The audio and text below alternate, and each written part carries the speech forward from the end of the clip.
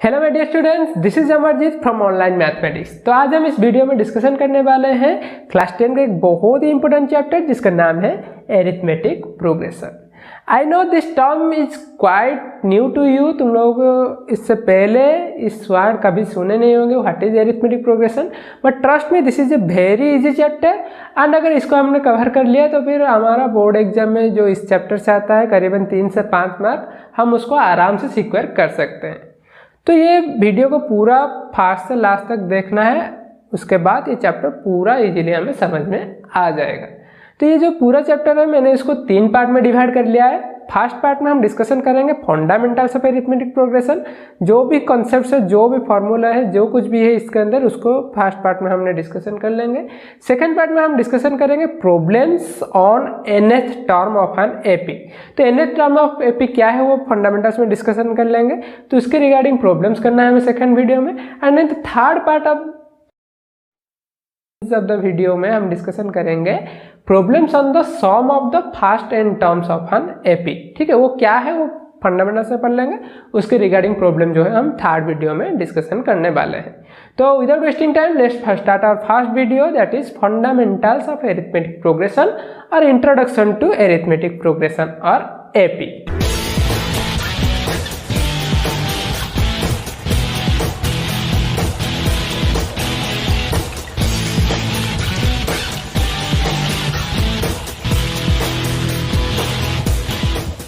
Subscribe our channel and press the bell icon to get the latest video notifications. So, in the fundamentals of arithmetic progression or the introduction of the arithmetic progression में हम discussion करने वाले हैं all the key concepts of this chapter। सब concepts और जो कुछ भी फार्मूले हैं इस चैप्टर में उसको इसमें डिस्कशन करने वाले हैं। तो एक बार देख लेते हैं कौन से कंसेप्ट इस चैप्टर में हम कवर करने वाले हैं। So the concepts are like this. At first we will discuss the definition and some examples of arithmetic progression. Then we will discuss types of arithmetic progressions और APs, how many types are there and what are they, examples भी देखेंगे। उसके बाद हम देखेंगे some terms related to arithmetic progression. Next we will discuss the general form of arithmetic progression. Then we will discuss the nth term of AP and then we will discuss the sum of the first n terms of the AP। एक एक करके सबको discussion करेंगे। तो पहले हम discussion करते हैं व्हाट इज एन AP और what is the definition of an AP।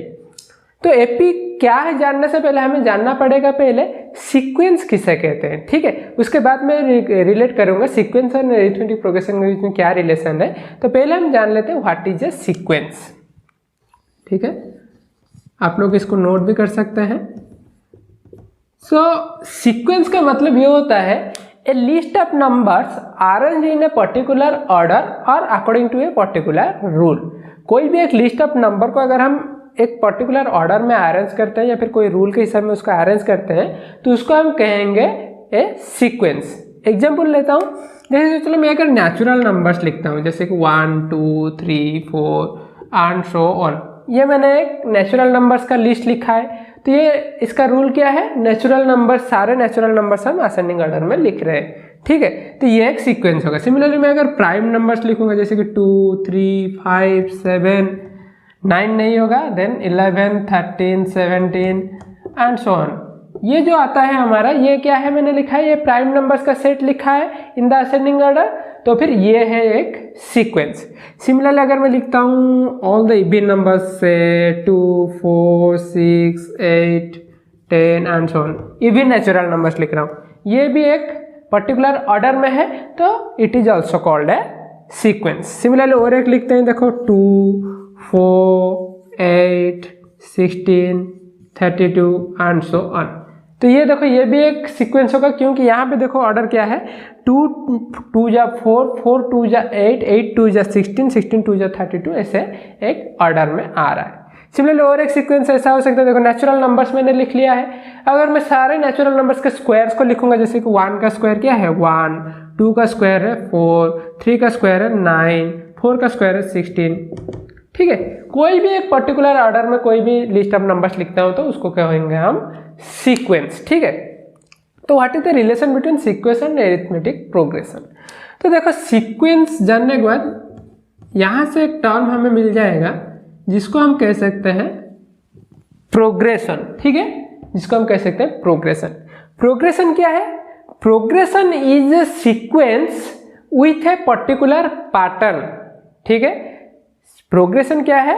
एक सीक्वेंस है जहां पे एक पर्टिकुलर पैटर्न का मतलब देखो, जैसे कि यहाँ पे देख लो 1 2 3 4 एंड सो ऑन जो एक नेचुरल नंबर का सेट लिखा गया है। तो यहाँ पे देखो 1 जो है, ये जो 2 जो है सेकेंड टर्म, वो पहले ये देखो टर्म क्या है, ये जो हर एक जो हमने लिखा है ना, इसको एक एक टर्म कहते हैं। 1 2 3 4 2 3 5 7 ये सबको एक एक टर्म कहते हैं। तो यहाँ पे देखो जो 2 है वो 1 से एक बड़ा है, 3 जो है 2 से एक बड़ा है, 4 जो है 3 से एक बड़ा है। तो यहाँ पे हर एक जो कंजुगेटिव टर्म है उनके बीच में एक पर्टिकुलर पैटर्न है, एक एक ऐड होता हुआ जा रहा है आगे।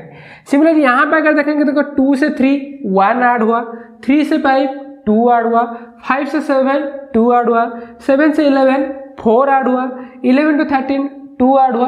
तो यहाँ पे कोई एक पर्टिकुलर पैटर्न हमें नहीं मिल रहा है कि हम बता सके कि हाँ 17 के बाद 2 ऐड करेंगे तो आ जाएगा, 3 ऐड करेंगे या 4 ऐड करेंगे तो आ जाएगा, ऐसा एक पर्टिकुलर पैटर्न यहाँ पे नहीं मिलता है। तो फिर ये जो है इसको कहते हैं हम प्रोग्रेशन, लेकिन इसको हम प्रोग्रेशन नहीं कहते। ये एक सीक्वेंस है लेकिन एक प्रोग्रेशन नहीं है। सिमिलरली यहाँ पे देखो 2 में 2 ऐड करेंगे तो 4, 4 में 2 ऐड करेंगे तो 6, 6 से 2 ऐड करेंगे तो 8, 8 से 2 ऐड करेंगे तो 10, उसका अगला नंबर क्या होगा? 10 में 2 ऐड करेंगे तो 12 आएगा, फिर से 12 में 2 ऐड करेंगे तो 14 आएगा। तो यहाँ पे भी पैटर्न मिलता है, तो ये एक प्रोग्रेशन होगा। नेक्स्ट देखते हैं ये वाला, 2 में 2 मल्टीप्लाई करेंगे तो 4, 4 में 2 तो 8, 8 से 2 मल्टीप्लाई करेंगे तो 16, 16 से 2 मल्टीप्लाई करेंगे 32, उसका अगला नंबर क्या आएगा? 32 में 2 मल्टीप्लाई करेंगे तो 64, उसका अगला नंबर 128। तो फिर यहाँ पे भी एक पैटर्न हमें देखने को मिल जाता है, ठीक है। तो फिर ये भी एक प्रोग्रेशन होगा। यहाँ पे देखते हैं 1 4 9 16, तो फिर यहाँ पे 1 में 3 ऐड करेंगे तो 4, 4 में 5 ऐड करेंगे तो 9, 9 में 7 ऐड करेंगे तो 16, ऐसा। तो फिर जो यहाँ पे भी जो आता है, यहाँ पे भी एक पर्टिकुलर पैटर्न नहीं मिलता है, मतलब कुछ एक चीज या फिर ऐड या मल्टीप्लाई करने पर हमें उसका अगला नंबर मिलता है, ऐसा कुछ नहीं होता है। तो फिर ये जो है ये प्रोग्रेशन नहीं होगा। तो समझ में आएगा व्हाट इज ए प्रोग्रेशन और what is a sequence. Sequence कोई भी ऑर्डर में है तो उसको सीक्वेंस कहेंगे, लेकिन प्रोग्रेशन क्या है? जहां पे एक पर्टिकुलर पैटर्न मिलेगा, मतलब कुछ एक कांस्टेंट मल्टीप्लाई होता हुआ जा रहा होगा या फिर कोई एक कांस्टेंट ऐड होता हुआ जा रहा होगा, ठीक है। तो फिर ये हो गया प्रोग्रेशन। तो फिर ये 3 जो प्रोग्रेशन है, इनमें से एरिथमेटिक प्रोग्रेशन कौन सा है? हमारा चैप्टर है ना एरिथमेटिक प्रोग्रेशन। तो एरिथमेटिक प्रोग्रेशन वो है जो प्रोग्रेशन में एक कांस्टेंट जो है ऐड होता हुआ जा रहा है। यहाँ पे देखा हमने, यहाँ पे ऐड होता हुआ जा रहा है, यहाँ पे भी हो रहा है। ये जो थर्ड प्रोग्रेशन है, यहाँ पे क्या हो रहा है? मल्टीप्लाई होता हुआ जा रहा है। तो फिर ये जो है इसका अलग सा नाम है, उसको कहते हैं ज्योमेट्रिक प्रोग्रेशन। जहां पे मल्टीप्लाई होकर जा रहा है कोई एक कांस्टेंट हर एक टर्म में, तो उसको कहेंगे ज्योमेट्रिक प्रोग्रेशन। और बाकी का ये जो 2 है, इन दोनों को क्या कहेंगे? एरिथमेटिक प्रोग्रेशन और A.P. ओके, तो समझ में आ गया। ये ज्योमेट्रिक प्रोग्रेशन जो है वो हायर क्लासेस में हम पढ़ेंगे उसके रिगार्डिंग। तो इस क्लास में हमें पढ़ाया जाएगा रिगार्डिंग एरिथमेटिक प्रोग्रेशन। तो फिर आप लोगों को समझ में आ गया what is N arithmetic progression. तो आपके बुक में जो डेफिनेशन है या फिर यहाँ पे जो पढ़े उसके हिसाब में और एक सिंपल वर्ड में मैं बता देता हूँ what is arithmetic progression. Arithmetic progression is a list of number. Sequence होता है ना, सीक्वेंस जो लिस्ट ऑफ नंबर होता है, तो एरिथमेटिक प्रोग्रेशन में लिस्ट ऑफ नंबर हो गया। It is a list of number in which a term is obtained by adding a constant to the preceding term. हाँ कि नहीं? देखो यहाँ पे 2 हमें कैसे मिला? 1 में 1 ऐड करेंगे तो 2 मिला। 3 कैसे मिला? 2 में 1 ऐड करेंगे तो 3 मिलेगा। 3 में 1 ऐड करेंगे तो 4 मिलेगा। तो फिर जो कोई भी टर्म हमें चाहिए उसके प्रीसीडिंग टर्म में कोई एक पर्टिकुलर कांस्टेंट को ऐड करने पर हमें मिलता है उसका अगला नंबर, हाँ कि नहीं? तो ये हो गया arithmetic progression. Arithmetic progression is a list of numbers in which a term is obtained by adding a constant to the preceding term. Preceding term में कुछ ऐड करेंगे तो फिर उसके बाद आएगा हमारा उसका अगला टर्म, ठीक है। तो फिर नेक्स्ट चलते हैं, हमारा ये हो गया डेफिनेशन एंड एग्जांपल। अभी चलेंगे हम types of arithmetic progression. So there are basically 2 types of arithmetic progressions. वो क्या है देखते हैं। तो फिर पहले मैं 2 एग्जांपल्स लिख लेता हूँ, तुम लोगों के लिए समझने में आसानी होगी। तो पहले मैं लिख लेता हूँ, देखो जैसे कि हम लिखे थे नेचुरल नंबर्स का, वही एपी लिख लेता हूँ पहले 1 2 3 4 एंड सो ऑन। और एक मैं लिखता हूँ एपी, जैसे कि सोच लो कि 2, 4, 6, 8, 10 अप टू 20। ठीक है, तो ये दो जो है, ये दोनों एपी है, देखो एक कांस्टेंट ऐड होता हुआ जा रहा है, यहाँ पे 1 ऐड होता हुआ जा रहा है, यहाँ पे 2 ऐड होता हुआ जा रहा है। तो फिर यहाँ पे देखो मैंने डॉट डॉट डॉट करके छोड़ दिया, एंड सो ऑन छोड़ दिया, ऐसे आगे बढ़ता हुआ जाएगा। तो फिर यहाँ पे हम नहीं बता सकते हैं how many number of terms are there, इसमें कितने टर्म्स हैं हम ये नहीं बता सकते हैं, या फिर कहाँ पे एंड होता है ये नहीं बता सकते हैं। ठीक है, तो यहाँ पे जो टर्म्स है वो क्या है, infinitely many terms are there. लेकिन यहाँ पे देखो on the other hand second example जो है 2, 4, 6, 8, यहाँ पे एंड सो ऑन के बाद लास्ट में मैंने लिख लिया है 20। तो फिर ये जो टर्म है, ये जो एपी है, यहाँ पे जो लास्ट टर्म है वो है 20 मतलब खत्म हो रहा है कहीं एक जगह पे। तो फिर हम बता सकते हैं इसके अंदर कितने नंबर ऑफ टर्म्स है। तो फिर ये जो एपी है ये है फाइनाइट नंबर ऑफ टर्म्स वाला एपी। तो फिर उसी के बेसिस पर इसका नेमिंग कर सकते हैं हम। जहां पे हमें नंबर ऑफ टर्म्स पता नहीं है उसको क्या कहेंगे, इन्फिनिट अरिथमेटिक प्रोग्रेशन, एंड जिसका नंबर ऑफ टर्म्स हमें पता है उसको क्या कहेंगे, फाइनाइट अरिथमेटिक प्रोग्रेशन। ओके, तो नेक्स्ट मूव करते हैं हमारा नेक्स्ट कॉन्सेप्ट जो है terms related to arithmetic progression.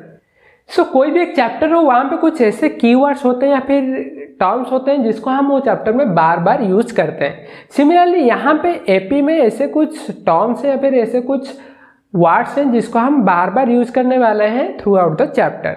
जिसको भी हम यूज करेंगे डिफरेंट फॉर्मूले जो है उसमें भी इसको यूज करेंगे। तो जान लेते हैं वो सारे क्या है। तो उससे पहले हम पहले एपी का एग्जाम्पल ले लेते हैं, जैसे कि 3, 7, 11, 15, 19 एंड सो ऑन। तो फिर ये देखो एपी है, हर एक टर्म में डिफरेंस कितना है, 3 में 4 ऐड करेंगे तो 7, 7 में 4 ऐड करेंगे तो 11, 11 में 4 ऐड करेंगे तो 15, ऐसे ये एपी हो गए।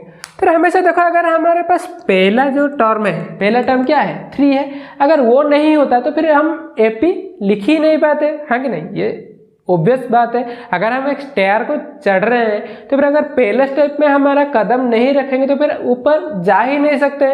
So the most important part is the first term of the AP. ठीक है, तो यहाँ पे फर्स्ट टर्म क्या है, फर्स्ट टर्म है 3, और ये फर्स्ट टर्म को हम डिनोट करते हैं यहाँ पे स्मॉल ए लेटर में। ठीक है, तो जो स्मॉल ए लेटर यहाँ पे यूज होगा बार बार इस एपी चैप्टर में, वो है first term of the AP. Arithmetic progression का जो पहला टर्म है उसको कहेंगे ए, और ये बहुत ही इंपॉर्टेंट है। अगर ए नहीं मिलेगा तो फिर हम एपी लिख ही नहीं सकते, कोई भी एपी हो वो लिख नहीं सकते। नेक्स्ट देखो और एक चीज, अगर मैं तुम लोगों को बता देता हूँ कि हाँ फर्स्ट टर्म 3 है, can you write an AP, an unique AP? बताओ, अगर मैं सिर्फ बता दूंगी तुम्हें ए है 3, राइट डाउन है एपी, तो फिर तुम लोग सबका यूनिक एपी आएगा क्या? देखो कोई अगर लेगा इसको 1, 1 ऐड करके लिख सकते हैं, 3, 4, 5 करके, कोई लिख सकता है 3, 2, 2 ऐड करके लिख सकता है, हाँ कि नहीं? तो सबका अलग अलग एपी आएगा, किसी का यूनिक एपी नहीं आएगा, मतलब हर किसी का आंसर सेम नहीं होगा। कब सेम होगा?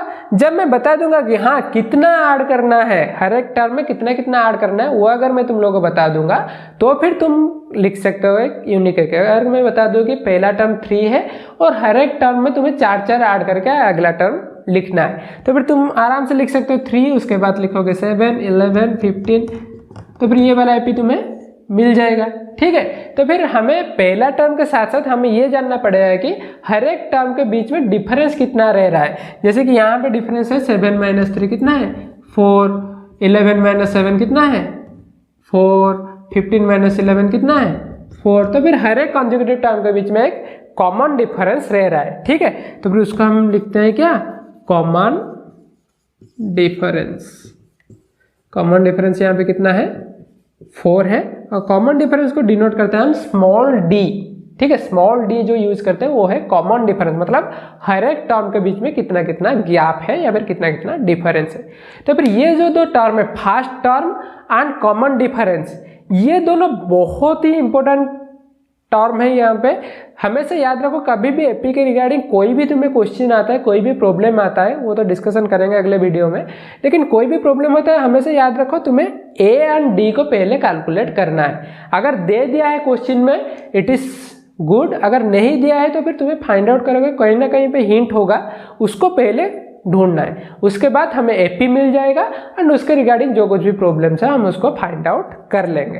Okay, so terms related to AP हो गया। अभी हम डिस्कशन करेंगे general form of an AP. हमें पता है कोई भी चैप्टर हम पढ़ रहे हैं या फिर मैथमेटिक्स में कोई भी एक कॉन्सेप्ट के बारे में जानते हैं तो फिर पहले हम उसका जनरल फॉर्म फाइंड आउट करते हैं। जैसे कि हम क्वाड्रेटिक इक्वेशन में पढ़े थे, देखो general form of quadratic equation is ax² + bx + c। Similarly हम पढ़े थे लीनियर इक्वेशन 2 वेरिएबल में पढ़े थे, उसका जनरल फॉर्म होता है ax + by + c = 0। तो फिर यहाँ पे भी वैसे ही एक एपी का एक कॉमन या फिर जनरल फॉर्म होता है, ठीक है।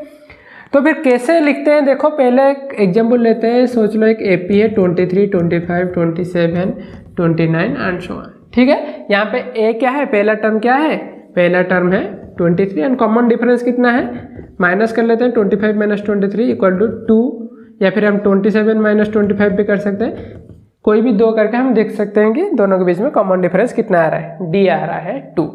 तो यहाँ पे देखो इसको अगर जनरलाइज करके, जनरलाइज मतलब ए एंड डी के फॉर्म में लिखते हैं तो फिर क्या आएगा हमारा एपी। तो हमें पता है पहला टर्म हमेशा क्या आता है, ए आता है। सेकेंड टर्म क्या होता है, 23 में 2 ऐड किया हमने, 23 में 2, 23 है ए और 2 क्या है, 2 है हमारा डी। तो फिर सेकेंड टर्म कैसे मिलेगा हमें, ए में डी को ऐड करेंगे तो। नेक्स्ट थर्ड टर्म कैसे मिलता है, 25 में फिर से 2 ऐड किया हमने, तो फिर सेकेंड टर्म में फिर से अगर डी ऐड करेंगे तो थर्ड टर्म मिल जाएगा।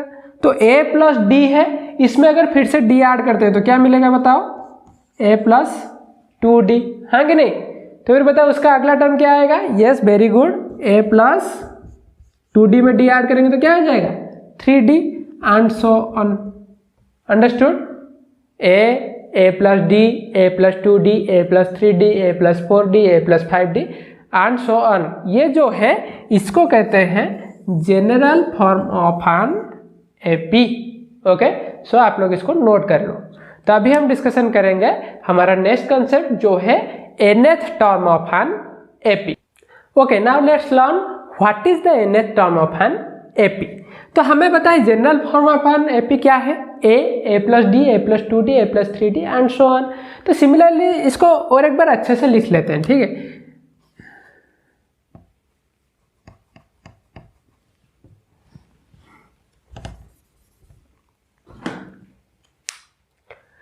So now let's learn what is the nth term of an AP. तो हमें पता है general form of an AP क्या है, a + d, a + 2d, a + 3d, a + 4d and so on. अभी हमने डिस्कशन किया है, तो फिर इसको और एक बार अच्छे से लिखते हैं। अगर ऐसे करके a1 a2 करके लिखते हैं, a1 मतलब फर्स्ट टर्म, फर्स्ट टर्म हमें पता है क्या है, a है। सेकेंड टर्म क्या होता है बताओ, a में क्या ऐड होता है, एक d ऐड होता है। थर्ड टर्म क्या होता है बताओ, a + 2d। फोर्थ टर्म आता है a + 3d। तो यहाँ पे देखो एक पर्टिकुलर पैटर्न क्या आ रहा है, a1 में a था, d नहीं था बिल्कुल, a2 में a तो है, मतलब हर एक टर्म में देखो a कॉमन रह रहा है, उसके साथ और क्या रह रहा है, d जो है वो थोड़ा थोड़ा चेंज होता हुआ जा रहा है। जैसे कि सोच लो मैं इसको लिख सकता हूँ, यहाँ पे कुछ नहीं था मतलब 0d था, यहाँ पे 1d है, यहाँ पे 2d है, यहाँ पे 3d है। आगे अगर a5 लिखेंगे तो क्या आएगा, a + 4d आएगा। सिमिलरली a6 लिखेंगे तो a + 5d आएगा, a7 लिखेंगे तो a + 6d आएगा। तो एक पैटर्न है वो दिख रहा है तुम लोगों को, क्या पैटर्न आ रहा है, यहाँ पे जो टर्म हम लिख रहे हैं d में उससे एक कम रह रहा है। यहाँ पे अगर a10 लिखेंगे वैसे ही तो क्या आ जाएगा बताओ, a10 हो जाएगा a + 9d। सिमिलरली अगर a100 लिखेंगे, मतलब 100 टर्म हमें ढूंढना है तो कैसे फाइंड आउट करेंगे, a + 99d। ओके, तो इसको अगर जनरल फॉर्म करके लिखते हैं तो फिर an क्या होगा बताओ, यस हमें पहले तो a तो हमेशा रहता है, a रहेगा प्लस d में क्या मल्टीप्लाई होगा, देखो यहाँ पे 7 था तो 6 मल्टीप्लाई हो रहा है, 10 है तो 9d हो रहा है, 3 है तो 2d हो रहा है। सिमिलरली n है तो क्या होगा, n - 1 × d होगा, हाँ कि नहीं। तो फिर अगर कोई एक एपी है, एपी में फर्स्ट टर्म ए है और कॉमन डिफरेंस डी है, तो उसका nth टर्म मतलब कोई भी एक टर्म हो सकता है। n के जगह पे तुम्हारे ए 100 पूछ सकता है, 20 पूछ सकता है, ए 200 पूछ सकता है, फिर कोई भी टर्म है उसका फॉर्मूला क्या होगा, A N will be A plus N minus 1 into D. तो फिर ऐसे अगर हमें पूछता है ए 954th टर्म का वैल्यू कितना होगा, A plus 953 into D. Okay, so it is called the nth term of an AP. तो इसके रिगार्डिंग जो प्रॉब्लम है हम सेकेंड वीडियो में डिस्कशन करेंगे। ओके, तो नेक्स्ट हम चलते हैं हमारा जो last part of this video, that is sum of the first n terms. तो यहाँ पे बस हम डिस्कशन कर लेंगे कि what is the sum of the first n terms, ये चीज क्या है और इसका फॉर्मूला क्या है, और ये जो फॉर्मूला का डेरिवेशन एंड जो problems regarding this will be discussed on the third video. ठीक है, तो sum of the first n terms मतलब जैसे कि सोच लो कि एक एपी दिया है 2 4 6 8 10 12 and so on up to 100 तक दिया है। ठीक है, और पूछा गया what is the sum of the first 6 terms, what is the sum of the first 6 terms. First 6 terms मतलब 2 + 4 + 6 + 8 + 10 + 12, इसका सम पूछा गया है। तो कैसे फाइंड आउट करेंगे, यहाँ पे तो हम आराम से इसको ऐड करके बता सकते हैं, लेकिन अगर S30 दे दिया, S40 दे दिया, तो फिर कैसे उसको ऐड करेंगे, 1 2 3 4 करके ऐड करेंगे तो टाइम हो जाएगा, हाँ कि नहीं। तो फिर इसका एक सिंपल सा फॉर्मूला है Sn, ये फॉर्मूला बस लिख लो, Sn = n/2 whole into first term plus nth term. ठीक है, तो यहाँ पे कितना ढूंढना है, S6 ढूंढना है। तो फिर इसका फॉर्मूला क्या हो जाएगा बताओ, S6 = 6/2 into first term plus 6th term. तो 6/2 क्या हो गया 3, फर्स्ट टर्म कितना है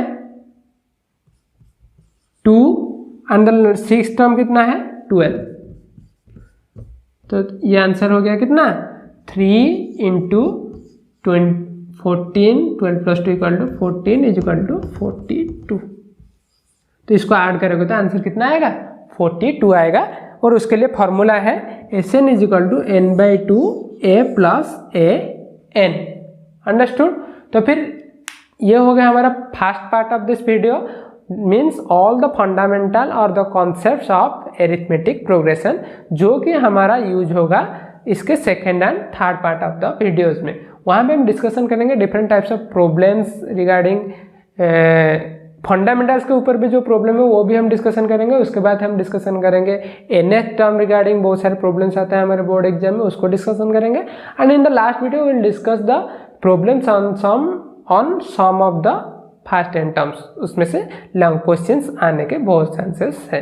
ठीक है, so till then goodbye, see you in the